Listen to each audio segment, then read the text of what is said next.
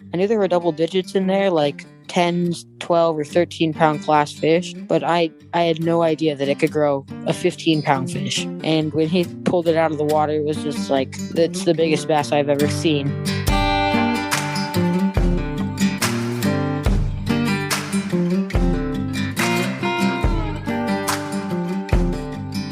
Well, we've got quite the show for you today. Straight from the front page of this week's issue of Western Outdoor News, we have Braedon Steveson telling us the story behind his 15-pound largemouth bass. We also catch up with last year's Striper Derby winner, Bob Jones, to break down his first place finish at the event last year. And when we went to the weigh-in, they said, "Hey, you guys are in first place." And I go, "No way." Bob has actually fished the Striper Derby every single year since 1982, so hearing about his win makes it so much more special. Later on in the show, we catch up with Virginia Salvador and some of the ladies from the article titled "Lady Anglers Take Pyramid Lake by Storm."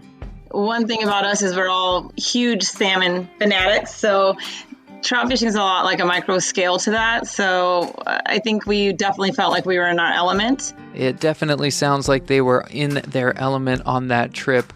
We also asked them about their top 3 bucket list fish, so stay tuned to hear which ones were on their lists. Then we have a conversation with Joey Hummel and Jason Lilley from Real Warriors Foundation. Real Warriors takes veterans on the water completely free of charge and offers a network of support for those who are returning from deployment or transitioning to civilian life. Joey shares how a veteran felt after experiencing the adrenaline rush of catching a tuna. Yeah. And then it just drops off. And then you're holding the fish, you feel accomplished and everything like that. He goes, "I haven't felt this way in years." And those are the things that are great. So you can do it in a safe environment. You don't have to worry about rounds going over your heads. Yeah. But before we get to all of those stories today, I would like to remind listeners that you can still receive a free Western Outdoor News t-shirt with a 1-year subscription to the paper. Access to weekly issues of Western Outdoor News, 52 issues a year, and a free t-shirt for $39.95. Tap the link in the episode description to claim this offer. And like I said last week, the pile of shirts outside the office here keeps shrinking and shrinking, so this deal will not last forever. Be sure to tap the link in the episode description to be taken straight to that deal at wonews.com. Well, let's get to our first story today. From the cover of the April 2nd edition of Western Outdoor News, Braedon Steveson shows off his 15-pound largemouth bass that he caught while yo-yoing a lipless crankbait at the bottom of Lake 3 in Santee Lakes. Let's hear the story from Braedon as he takes us back to that day. That day, I had a baseball practice in the morning. When I got home, I noticed it was raining. And it was like a rainy day out of a bunch of sunny days and everything. So I'm like, that's some good fishing weather. So I put on my rain jacket, went to the lakes. I knew I had some buddies down there. So I went to go meet up with them at Lake 3. And I was fishing with them for a little while. I had lost a couple bites and everything. And then I had hooked that one fish. Oh, wait, tell me about that one fish. That one fish, I had hooked it. And I thought it was on a log. I thought I snagged my bait. And then that log slowly started peeling some drag out. So I ran pretty much as far as I could from the dock so that I couldn't get under it. The first time I saw the fish was when it jumped like right next to the dock. And I realized that it was a double digit. It made like a couple more runs at the bank before my buddy could finally grab it. And when he pulled it out of the water, it was just like, that's the biggest bass I've ever seen in person and like on photo pretty much. Yeah. I mean, that bass is a 15.12 pound bass. That's like a lifetime bass for people that have been fishing for years, and we haven't mentioned it yet, but you're 15 years old, and it's incredible to catch a fish like that at such a young age. So what were some of the reactions from some of the people on shore? Me and my buddies were just yelling and like super stoked when he finally got a hand on it and like jumping around like super happy. That has to be one of the biggest bass coming out of the Santee Lakes there. For sure. I knew there were double digits in there, like 10s to like 12 or 13 pound class fish, but I I had no idea that it could grow a 15-pound fish. Yeah, well, congratulations. So tell me about yourself and how did you get started bass fishing? I got started bass fishing basically on YouTube and Instagram. I followed a lot. I basically only followed like Tactical Bassin and people like them, just like learning the first couple of like techniques to bass fishing, like drop shotting and stuff like that. As I kind of progressed, I started looking at like the big swim bait fishermen, like Manny Chi and those big names in the swim bait game. I realized that swim bait fishing, it was fun. I caught like big amount of like 5-pound class fish, but then I got into something called BFS fishing, and that was taught to me basically by a guy named Kevin, one of my buddies, and he showed me the art of that and everything. And so what is that for the listeners? What is BFS fishing? BFS fishing is bait finesse system, so it's basically an ultralight bait caster. It has a really shallow spool to throw some of those like smaller baits, but with also a little bit heavier of a line than like a 3-pound trout line or stuff like that. And I had no idea it could reel in a 15-pound bass. That's for sure. Yeah, so that's what you were using that day with that 15-pound bass, was that BFS kind of system. Yeah, with a 6-pound braid to 6-pound fluoro. It's still crazy to think he caught that 15-pounder on 6-pound line. For all the photos of Braedon's catch, jump over to wonews.com and check your mailbox or tackle shop for this week's issue of Western Outdoor News. Next up, we're talking all things Striper Derby. Returning to its traditional date this year, the Lake Havasu Striper Derby will be May 15th and 16th, with check-in taking place on Friday, May 14th at Anderson Toyota in Lake Havasu. This year's Striper Derby is already panning out to be one of our best ever, and of course, we're going to give away cash and prizes to the top 5 teams. But if you're concerned you might walk away empty-handed if you don't catch a fish, do not worry. Western Outdoor News will be raffling off a boatload of prizes, including an actual boat. A Klamath 16 EXW with a 40-horsepower Suzuki outboard. It'll be raffled off, and the best part, all you need to do for a chance to drive away with this boat is register for the Striper Derby. No fish required. Looking for even more prizes, we will be holding a Best Dressed contest at the award ceremony on Sunday, May 16th, also at Anderson Toyota, and the winning team that shows up in the best costume or outfit, as judged by Western Outdoor News staffers, will walk away with a free stay at the London Bridge Resort and a whopping $500 shopping spree to Hook Clothing. That is definitely worth getting dressed up for.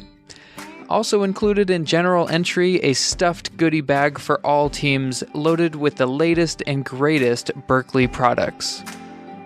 In fishing, as in life, timing is everything. Set the hook a fraction of a second too quick and you've pulled the bait away from a willing fish. A fraction of a second too late and the fish is gone. Berkley Power Bait levels the playing field in an angler's quest for more time. For more than a quarter century, Berkley scientists have studied fish behavior to determine what scents and tastes trigger the strongest and longest strikes. The result is Berkley Power Bait, which fish bite and hold on to 18 times longer than conventional baits. We've done the science, now you catch the fish. Go to berkley-fishing.com to put time on your side and more fish in the boat. So let's hear from last year's Striper Derby winner Bob Jones about his tactics that led to his win back in 2020 and how he might change his approach on May 15th and 16th when he fishes his 39th Striper Derby in a row. We pre-fished a little bit on the lake, and the lake had a lot of moss in it, a lot of green grass and stuff. And so when you'd fish with your lures and stuff, you'd just bring it in and it would have all the moss and grass on it. So we decided to go just up on the river a little bit, and that made a big difference. We would fish early in the morning with topwater lures, and then after that, we would fish with bait, which would either use anchovies or sardines. At what point in time did you know that you had a winning bag? We didn't know at all, really. We went in early because we were fishing right there on the river. and it was Father's Day weekend, so all the boats were going up the river, and we were just rocking and rolling and on the pontoon boat. So after a while, we got pretty tired, so we actually went in early. We went in like 3 hours early. When we went to the weigh-in, they said, "Hey, you guys are in first place." And I go, "No way." So then the next day we went and did the same thing, and we ended up catching like 30 pounds the second day. And the other team that was in first, they only caught like 24. So we beat them by like 5 pounds. How far up the river were you going? I mean, was it a pretty long trek, or were you just kind of at the river mouth there? We were almost at the river mouth. We were just up a couple 100 yards just to get out of the grass. Going into year 39, what are your strategies? What are you going to bring to the table this year? Going to follow that same pattern or try something different? We'll probably try something different. Depending on the conditions, we'll probably fish Bill Williams or the Pump House or Black Meadows or different things like that. Yeah. Last year it was actually Father's Day weekend in June, and this year we're holding it May 15th and 16th. So having it be a month earlier than last year, back to our normal May routine, maybe it'll throw some teams for a loop. So it's interesting to hear that you'll be targeting maybe a different part of the lake. Yes, that's where we normally would fish, is down in the lake. But, last year was different because it was the later part of the year. So that's why we tried the river, and it worked out really good for us. We'll see you at the Striper Derby this year, May 15th and 16th of 2021. Looking forward to seeing Billy Egan. He treats us so good down there, and he's such a great director. We always try to bring other teams down there. In the past, we brought our relatives and friends, and we always try to bring like 3 or 4 different teams down there with us. And we kind of compete against each other, and makes it a lot more fun. And we have yet another massive Striper Derby giveaway. For early bird registration before May 7th, you will be entered to win a 3-day houseboat vacation courtesy of Suntex Marinas. So hurry up, sign up before May 7th.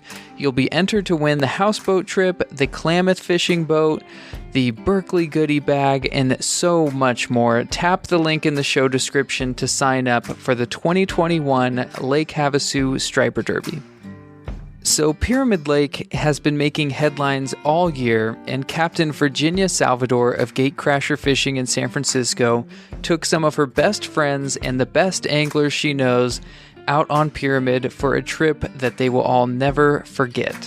One of my favorite things about the day was that every one of us scooped each other's fish, we supported each other, we had each other's back, and we made it a very productive day. So did you guys go out with a guide, or did you guys rent your own boat? So I saw that JD Ritchie from Fish with JD, who I've known for a couple of years now, and I just know that he's got a great reputation, and I saw he was guiding trips on Pyramid, and I was like, oh my gosh, I've got to get on his calendar. So I sent him a message, and he said, do you want to put together a girls' trip? And I was like, duh. So, of course, I reached out to 5 of the most hardcore fishing chicks I know, and immediately every single one of them were like, hell yeah, heck yeah, yes, please, yes, please. And so we all got really excited, joined a group chat, and within like a couple of days actually had a date on the books, and it all went from there. So what kind of tactics were you guys using? Were you guys trolling? What were you guys doing? We were trolling.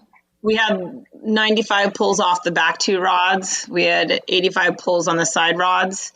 And then on the top rods, he had them out 65 pulls, and then he put these planers on, and then probably did about 20 or 30 pulls after that. They used Yakima lures. Pyramid is definitely having a moment, especially this time of year. Why do you guys think everybody's so gravitated to Pyramid right now? Those cutthroats, I mean, they're very special in their own. Plus, it's a beautiful location for starters. And everybody wants to catch that 30-pound trout. I mean, that's a huge draw. Yeah, I think trophy fishing, which we all obviously wanted to do as well. But, the numbers game was fun. So Annie, you mentioned those big fish. Why did you want to go on this trip initially? Why were you like, hands down, we got to go on this trip? I don't fish a whole lot of freshwater or get the chance, and because halibut's heating up, but there's just not like a lot of the rockfish and salmon and stuff I like to do in the summers. It was kind of a good time to go in spring for trout. And then, I really wanted, I'm not mad at one bit that I did catch a 30-pounder, but being somewhere where I had the opportunity to catch a 30-pounder, and I'm like really into catching new species. So catching a new species of trout for me was really cool. I just really I couldn't miss the opportunity to go on this trip with all these girls. A lot of us have fished together, but not all 6 of us at the same time on the same boat. And I think that alone made a really special bonding moment between all of us. We're all in different areas at different times. So getting together again is definitely on the books. I'm going to go down the list, each one of you guys, and you're going to give me your 3 bucket list fish that you've never caught before that you would love to catch. I guess let's start with Virginia. You work with Gatecrasher. Obviously, sturgeon is on a lot of people's bucket list, but you personally, what's on your bucket list? I'm sure you got 3 that you can name. 3? Okay. I want a golden dorado, an Arctic char. I really want a grouper, like a big one. One of those Goliath grouper that you got to jump in the water next to? I do. I almost got one 3 times. So I'm kind of like almost after that one. Almost. Annie, how about you? Top 3. I really want to get a rooster fish. They just are so cool. I would love to get one on like topwater or something. I would say I really want to land a tarpon. I hooked into a like 80-pound tarpon in Florida and got 2 jumps out of it. And now it's like, I just really, really, really want to land one. And then I would say a muskie. I'm like super interested about the challenge of muskie fishing. So I think it would be cool to target muskie. Muskie's a good one. I haven't heard that one yet. And they're so aggressive that I feel like they're so fun to target. Yeah. How about you, Kat? The first thing that comes to mind is definitely a giant trevally. That's been on my list for quite a while, and I've been trying to get to Australia and chase them. I think my second is maybe a giant New Zealand brown, just because I think they're beautiful and special, and I've become a little obsessed with the brown trout over the last couple of years, trying to target those. I had a trip planned to Australia and New Zealand last year, but it got canceled. Trout don't live in ugly places, I think is the motto. So getting one of those big New Zealand browns, those beautiful rivers, and I don't know, they just are my newest fetish and obsession. Yeah. And then I think a rooster fish as well. Actually, rooster fish is up there. All right. Well, anything you guys would like to plug before we sign off today? Definitely want to say thank you to JD for taking us out and letting the estrogen flow and letting us really get our hands on the gear and letting us pretty much run the boat. I appreciate the girls getting together and having great spirits throughout the entire day, and it's just warm and welcoming, and it was really an awesome experience, especially being my first time. Yeah, I would go out and get those little Yakima lures because they were on fire. I don't know which ones they were, but they were awesome. For the full article and all the photos, and to find out what Yakima bait Virginia was talking about, check out their article in the latest edition of Western Outdoor News, written by Kat Kaiser, titled "Lady Anglers Take Pyramid Lake by Storm for All the Details." Next up on the show, we speak with Joey Hummel and Jason Lilley from Real Warriors Foundation. If you haven't heard of them before, Real Warriors takes veterans on sport fishing boats completely free of charge. Real Warriors is holding a Memorial Weekend Fins and Fairways tournament in Newport Harbor that's also completely free to veterans. Fishing's on Friday, golf is on Saturday. For more information on this event and for information on Real Warriors, tap the link in the show description right on your phone. Let's go to Jason and Joey as they tell us how they got involved with Real Warriors and share some great stories from out on the water. A lot of veterans spend a lot of time in isolation post-military service, especially the older you get. You tend to become more isolated, and before you know it, you're not in communication with too many people anymore. A lot of guys that we've seen anyway. And then this is a way to get them on the boat. I wouldn't say it's forced by any means, but it's everyone's together. Cell phones don't work out there. There's no TV. There's no distractions. It's just you and a bunch of veterans on a boat. And out on the open ocean. You usually wake up the next day, you motor all night from 9 p.m. to 9 a.m. You motor all night until sunrise, and usually on fish, at least in the fishing grounds the next morning, you wake up to some coffee and other veterans around you. Usually, hopefully you're on fish that next morning, starting the day off right. So just what we've seen already, the beginning of the trip to the end of the trip, just how cohesive and how much fun and the connections, like visibly, you can actually see being made right in front of you. So it's like a physical LinkedIn is kind of the analogy I've used. Is it's personal, it's up in your face, and all these people are in different sectors of life post-military. People are exchanging numbers and contacts, and it's just, you can see the tension in the beginning too, and then by after a cup of coffee, first fish lands, and lunchtime, everybody's making fun and joking and laughing, and couple beers, and it's a good time. It's a really good time. And by dinner time, everybody's sitting around having dinner, and it sounds like a loud cafeteria. Awesome. There's probably no better escape, and everybody listening to this probably knows there's no better escape than getting out on a sport fishing boat, and people make lifelong connections. So to put people on a boat that have this shared experience, this shared history together, I'm sure you guys make some incredible connections. So tell me more about your guys' selves. So Jason, Joey, you guys are all both post-military. Tell me about your history. My term in the Marine Corps, I joined back in '99, prior to all the 9/11 and everything like that, and served a tour overseas, and then served a tour in Iraq. Was a crew chief on a helicopter. Went through the struggles after coming back from my deployments, getting out of the military, and struggled a little bit for a while, reconnecting with society. In that time, I ended up getting a roommate who is the other co-founder, who is Nick Piscatelli. He is now actually going to school in Ohio, Bowling Green. And when we started this, he got me into fishing. I was the veteran that was reached out to. And when he took me out fishing, I found that piece out there. It really helped me. And we were roommates for about 4 years. And when we did that, the bond that we have created is what helped us to succeed in our lives. We empowered each other, helped each other grow. A lot of time just sitting down, having dinner, having drinks. And that turned into what Real Warriors is today. And that's why we want to pass that on to these guys, because a lot of us have that difficult time reconnecting when we get out. So this is a way for veterans to come together when you get 20 or 30 guys together at one time.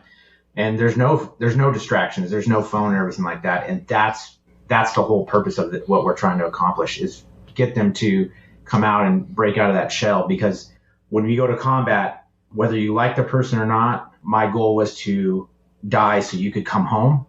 And his job was like, well, I'm going to die so you can come home. I'm going to give my life for that. When we get out of the military, sometimes we don't feel that way. The day of working at Costco or sitting behind the desk in a cubicle, we don't get those feelings that we normally feel. But this is when you reconnect with these guys, we break down those walls and we're able to reconnect. That's the goal that we're trying to achieve, to give them that reconnection, making friends, and that. We have a group on Facebook where we can connect with other veterans. We also have in our social media, but that's one way. And we have other events we're doing where we're getting in more fresh water and stuff. The fishing world in general, it's such a perfect transition, I could assume, because the running theme of this show has been that somebody has always brought us to the world of fishing. Nobody wakes up and has never heard of fishing and says, hey, I'm going to go out on a sport boat today. I've never been on one. I've never heard of it. There's always somebody that brings them in. So that's kind of what Real Warriors is doing, especially for veterans, to be that conduit and that person to bring them out on the water where they haven't before. And that's another thing too, is that it's such a great environment, and to be able to do that, sometimes the cost is a little bit more. And to get somebody to come out and spend the amount of money to say, hey, let me go try something new, they're not willing to do that. And that's why we started Real Warriors. It's a nonprofit, it's a 501c3, and all the money that is donated goes back to making sure that we can take these veterans out. We provide the poles, the travel, the charter, taking care of the crew on the boat, everything. And that way all they have to do is relax and have a good time. Yeah, there's no question. Do you guys have some more examples of some of these success stories of bringing guys out on the water? One of the guys that we had out there, he actually brought his wife, who is a veteran, and she's never been fishing before. And he asked last minute, and I said, yeah, we have an extra spot, bring her in. So she came on and she landed the biggest tuna. I think it was about 110-pound bluefin tuna. He grew up fishing, but she didn't. So we actually were able to help them. I mean, even in the relationship they have, she got stepped into his world, and we gave that opportunity. We also worked with the Sons of the American Legion, Post 291 in Newport Beach, doing a full-day charter, and we do a father-son trip where you can bring your kids. And a lot of these guys expose their children to fishing and getting out in the open water. And one of the guys that we have name's Juan Celis. He said he was first time in years that he was able to actually feel the weight off his shoulders and relax and get back to his life of what he remembers, and it removed a lot of stress from him.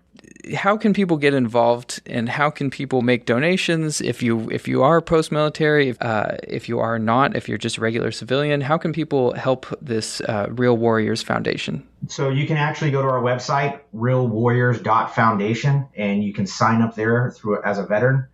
You can also sign up through we have fundraising events that we're doing, such as our Fins and Fairways golf tournament that we have coming up this Memorial Day weekend.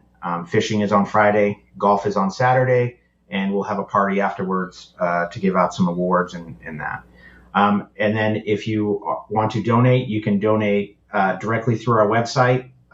Everything goes to the nonprofit, is tax deductible 501c3. It's really simple. So tell me more about this Fins and Fairways tournament. It's running during Memorial Day, May 28th. Tell me more about it. So it's a tournament. It starts in the ocean, ends on the fairway. How does it all work? So Jason again here.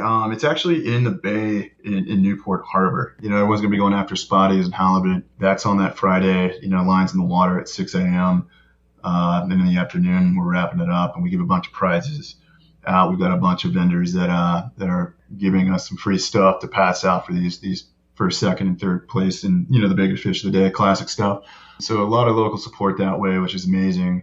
And then the next day is at the Newport Beach Golf Course. Newport Beach Golf Course. Yeah, and that's the cool part is that we've teamed up with the Sons of the American Legion, who's been a godsend. They take care of other veteran-owned nonprofits, and we've had this marriage now for a little while, and they just really take care of us. So they're based out of 16th Street, Post 291 Newport. So all the proceeds from this fundraiser, and that's what this is, to get down the meat and potatoes of it. It's a fundraiser to raise money for this coming fishing season.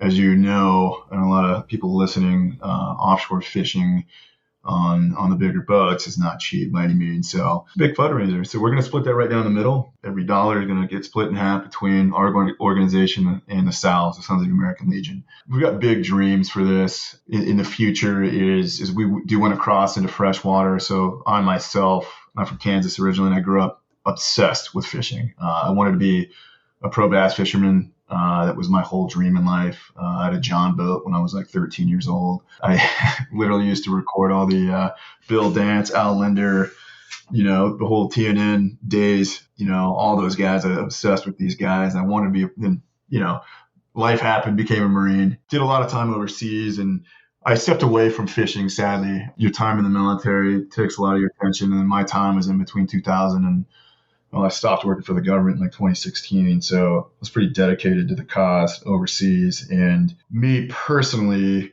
coming from a background that was super heavy, obsessed into fishing, and then trying to get back into it, it was hard for me to get back into it because I was so used to, so I was on the special operations side of the Marine Corps, and I was so used to a high octane lifestyle. And then getting back into fishing, I literally on my Hobie kayak, like at one of the lakes down south of San Diego, I was like, how the hell did I ever do this? This is so boring. And I knew that was there was an issue there because it used to be my life. And I was so used to this high octane, 100-mile-an-hour lifestyle that I'm missing the small things in life. So it's something I realized it's hard to be satisfied when you live that lifestyle for such a long time in the small things. So I forced myself to keep going out every day and fish, and it became like meditation, as a lot of us know. Is it really about catching fish, or is it really about just getting out there on the water? And exactly. It's all of it. Yeah, we love to catch fish. It's a beautiful thing, but it's just the whole process, waking up, getting some coffee, dreaming about it, getting your rod and reel set up, get into the water, and just the serenity away from the noise and all that. That's what this is about. It's a break. And these veterans aren't helpless. We're not trying to say that. It's just a nice break from the grind, from, as you know, the political realm that we're in now is just freaking nuts. It's just a lot of ambient noise out there. And then just getting out on the water, it's just like, it's meditation in the purest form. That's what this is about. And to tie that whole statement up is we do want to cross into freshwater. I'm a big freshwater guy too. So, fly fishing, some trout, bass, catfish, every state's got a beautiful, all the different bodies of water that America has is amazing. So sure, we're going to continue to do it offshore, but we definitely want to go down to freshwater. And right now we're in Florida, potentially Oregon coming up soon. And then we're looking at Colorado next. So I just start creeping into these states and have ambassadors for Real Warriors all over the country. Just grow this puppy and get veterans on the water. My dream is to actually teach veterans, put a rod and reel in their hand that they can actually take home. And not only, because that's the drawback. Hey, let's go take you fishing, and then what? Cool, you went fishing once, but it's not too cheap to fish. Think about it. So they go home with a rod and reel, depending on the water they kind of live around, right? In a small tackle box that we've put together with the right stuff. And I actually spend some time teaching them how to cast, how to tie on a line. You know what I'm saying? How to actually do the whole thing. So then they go home, they have a new hobby, and they have the gear to actually do it. Anyone, no matter the age, the first time they catch a fish, you just see the lights come on. I don't care how stoic and tough you are. Yeah, I remember the first time. I remember the first time Nick, when I was with him, and we were fishing, and he was just like, "Hey, can't wait till you hook up on a tuna." I'm like, "Yeah, okay," because he took me freshwater fishing for the first 5 times, and I got skunked. And that last time, we were on the Constitution out of H&M Landing. We were sitting on the rail, and I dropped the bait on it. I'm like, bait's swimming, and I'm just like, this is boring. Sorry, this is boring. This is really boring. And then that fish came by and hit that bait, and my reel started screaming. And I was like, oh. And he just started laughing at me because I couldn't believe the amount of speed that tuna hits that bait at. And it changes gears, goes from 0 to 20 in a matter of a second. And it was awesome. And I was hooked after that. It was great. It's literally a direct connection to wildlife. I mean, you're immersed, especially when you're on the tuna boats, when you're offshore, you're in the water. It's 3-dimensional. You're out on the water, you're in it, you're smelling it, the birds. I mean, it's just amazing. We had a Navy SEAL that was on the boat with us. I remember him telling me when he hooked up on that bluefin, he said, the adrenaline rush you get from going from just relaxing to the adrenaline rush is similar to what he said is combat, going from 0 to 100. Yeah. And then it just drops off. And then you're holding the fish, you feel accomplished and everything like that. He goes, I haven't felt this way in years. And those are the things that are great. So you can do it in a safe environment. You don't have to worry about rounds going over your heads. Yeah. Get out of that concrete jungle and just a direct connection to wildlife. It's one of the best simple ways to do it. They're exactly right. There is no better place to clear your mind and enjoy the outdoors than out on the water. If you would like to find out more about Real Warriors and to help bring the fishing experience to veterans, head to realwarriors.foundation or tap the link in the show description. Well, there you have it. It's been yet another action-packed week here at Western Outdoor News. Make sure you subscribe to the show so you do not miss next week. We talk about the upcoming Sierra Trout Opener, and in fact, we have some pretty incredible guests lined up.